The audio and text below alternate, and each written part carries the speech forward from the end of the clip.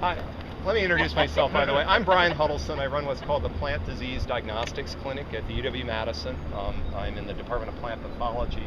That's all us folks who love dead and dying plants. As part of the College of Agricultural and Life Sciences, and technically I'm an employee of UW Extension. What I do for a living is I look at dead and dying plants and I try to figure out what's causing the problem. This is pretty classic blossom end rot. I know we had a question about this.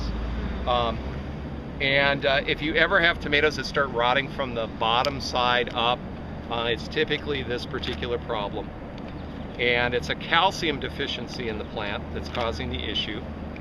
And we typically see it later in the growing season and usually associated with water stress in the plants. So oftentimes there's plenty of calcium in the soil, but again, it's an issue of getting the calcium from the soil into the plant and into the fruits.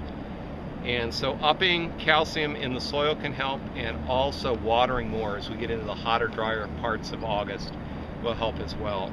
And then if you're absolutely desperate, there are calcium sprays that you can use that will help too.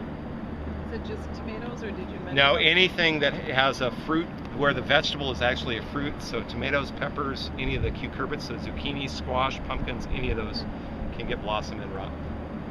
But it's most common on tomatoes. I had that in my home garden, seemed to have solved it with eggshells. Yeah. So you saved eggshells all winter.